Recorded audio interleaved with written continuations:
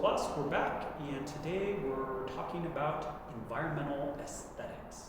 So we're looking at this encyclopedia entry written by Arnold Berleant, and let's just get started right away. So in his introduction, we are wondering what is environmental aesthetics. So environmental aesthetics for Berleant has to do with this idea of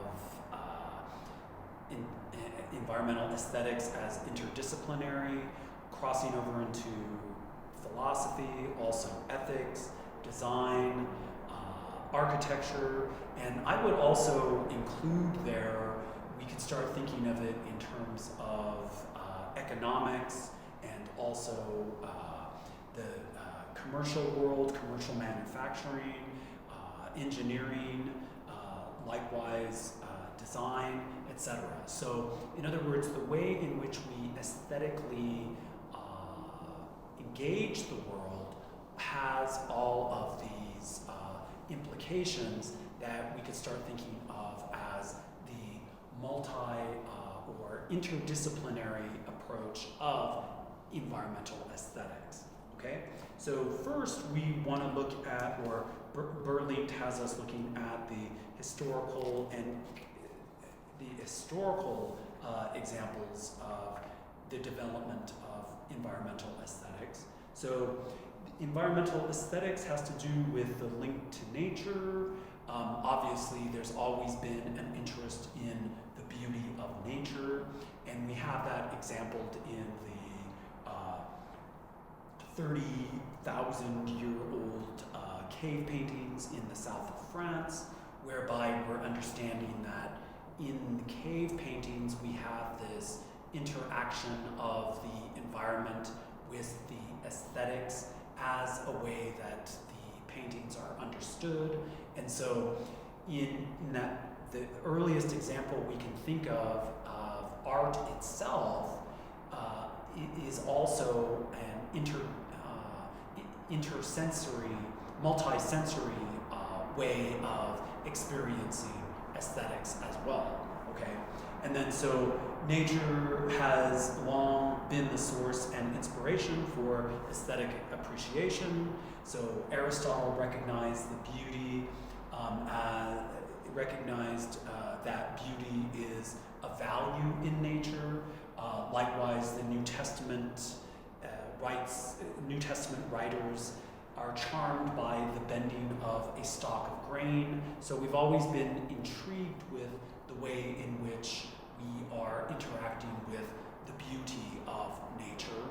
But what we're doing with Berleant is also pulling away from this idea of just beauty as well. So we also historically think of landscape as well. So in other words, historically the landscape becomes an aesthetic concern with deliberate and strategic planting of trees, shrubs, and grass. So through the course of history, we're starting to understand nature by way of the landscape is a way of thinking that, right? So in other words, and namely a picturesque landscape. So this is where we're starting to enter into the way in which our tradition and our historical outlook poses problems for the way that we're wanting to understand nature or the aesthetics of the environment according to Berleant, right? So in 18th century Europe, we have and namely 18th century Britain, we have the popularity of the so-called English garden and the English landscape, exemplified by such people as Capability Brown, who would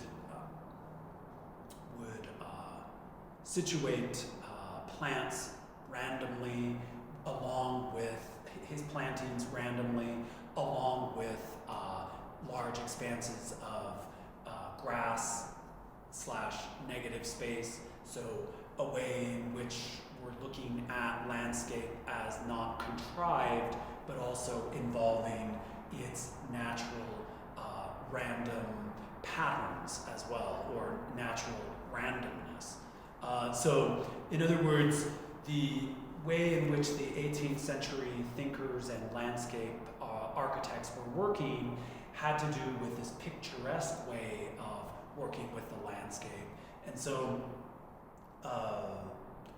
Berleant brings up this, what's called a clod glass. And so a clod glass is like the size, is this pocket-sized piece of, it's basically like a black mirror, this convex mirror that someone would hold, and if you held it in front of you, you could see the landscape in back of you, distorted to the effect that that would help you get a better picture so that you could do your watercolor or your little oil painting of the scene behind you, made easier using what's called a clod glass. So, in other words, the emphasis is on the way in which the landscape is appreciated visually.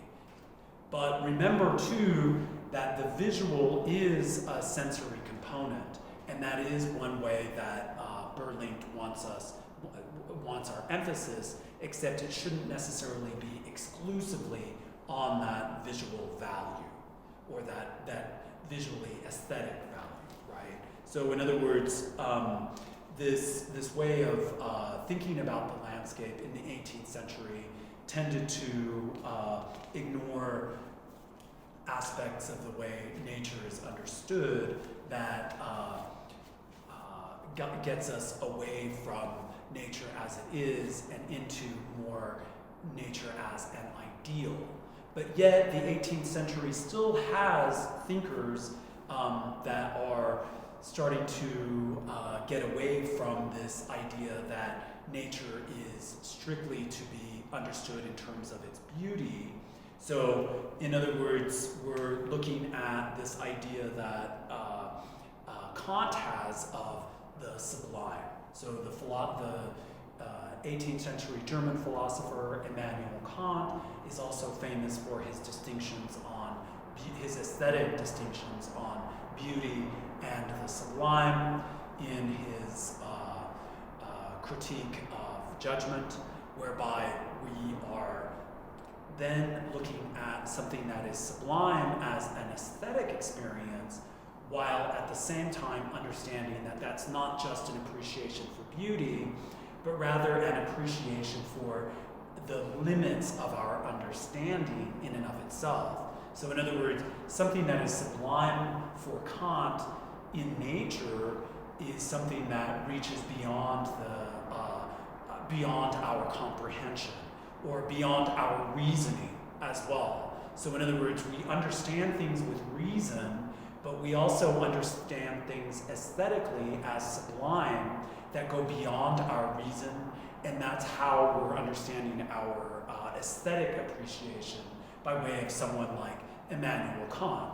So he's important to start getting us to situate our aesthetic advantage as not always just about something that is visually beautiful or visually pleasurable for that matter. Because the sublime, when we're going beyond, when we're appreciating something that can go beyond our reason, we're also thinking of something that could be terrifying or something that is ominous or threatening as well, right? So the importance of Kant's sublime also plays into how it is that we're understanding environmental aesthetics for Berleant in its historical development, right? So, in other words, the sublime helps us capture the power that exceeds our own cognition, right? And so, after Kant, we have the Romantic period as well, and so the Romantic period is a historical period that has us favoring the emotional beyond the rational as well. So in other words, the Romantics were having had a reaction to just this purely rational outlook, whereby they were seeing that emotion, and namely emotion as far as what nature can offer, that goes beyond just reason, is what's important for a romantic thinker. So if you're ever wondering, what is a romantic? You're looking at as far as a historically aesthetic, philosophical vantage. We're getting this sense of how a romantic is beyond reason, thinking of placing importance of nature as beyond reason, that also keys us into the emotional value of nature as well. So example of F.W.J. Schelling, the German philosopher, who was also had strong links to Spinoza, whereby we're thinking of nature as encompassing the whole of everything, as informing how it is that we understand our philosophical outlook. And so this might also have implications for us if we're thinking of the ancient Stoics, and then likewise how it is that we're understanding natural law as well. So aesthetics and ethics, you're starting to see definitely crossover in the way that we're understanding what the historical significance here. So then environmental aesthetics reaches over into architecture and city planning, and likewise interior design. So all of this has brought us to the recognition of the power and awe of nature, and also its fragility. So in other words, we're in awe of nature, but we're also in awe of its fragility, and also the power that goes beyond us as a way of understanding nature aesthetically.